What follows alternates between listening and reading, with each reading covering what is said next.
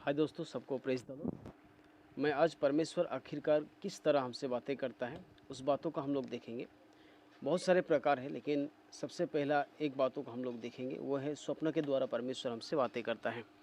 आइए हम लोग वचन निकालेंगे, उत्पत्ति उसका चैप्टर 28 12 पद से लेकर हम लोग करीब 13 पद तक देखेंगे। यह इस प्रकार लिखा हुआ है।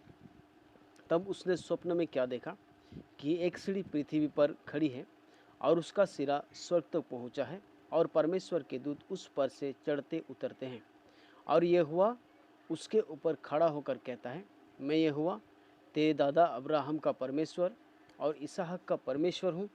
जिस भूमि पर तू लेटा है उसे मैं तुझे और तेरे वंश को दूंगा। यानी कि परमेश्वर स्वप्न के द्वारा भी हमसे बातें करता है।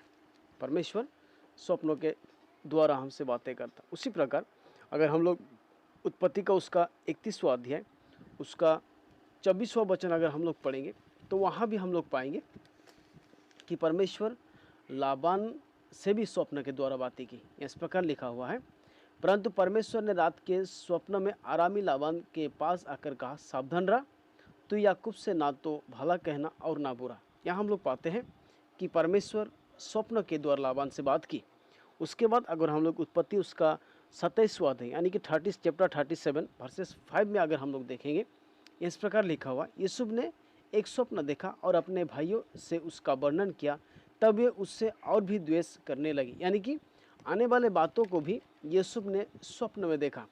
उसके बाद अगर हम लोग उत्पत्ति उसका 41 अध्याय चैप्टर 41 उसका 1 पद से अगर हम लोग करीब 5 पद तक पढ़ेंगे, इस प्रकार लिखा हुआ है, पूरे 2 वर्ष बीतने पर फैरोन ने यह स्वप्न देखा कि वो नील नदी के किनारे खड़ा है और उस नदी में से 7 सुंदर और मोटी गाय निकलकर कछार की घास चरने लगी। और क्या देखा कि उनके पीछे और 7 गाय जो कुरूप और दुर्बल हैं नदी से निकली और दूसरे गायों के निकट नदी के तट पर जा खड़ी हुई। तब ये कुरूप और दुर्बल गाय उन 7 सुंदर और मोटी मोटी गायों को खा गए। तब फैरोन जाग उठा। इसका मतलब यह होता है मेरे प्रिय कि परमेश्वर स्वप्न के द्वारा बातें करता है। मेरा आपसे अनुरोध है कि इस वीडियो को लाइक और शेयर करें ताकि हमारा मोटिवेशन बढ़े और मैं आगे को परमेश्वर और कौन कौन सा तरीका है जो हमसे बातें करते हैं उस बातों को मैं लगातार आपसे बताता रहूँगा। तो मेरा आपसे अनुरोध है कि आप लाइक और शेयर ज़रूर कर दें। Okay, thank you, praise the Lord.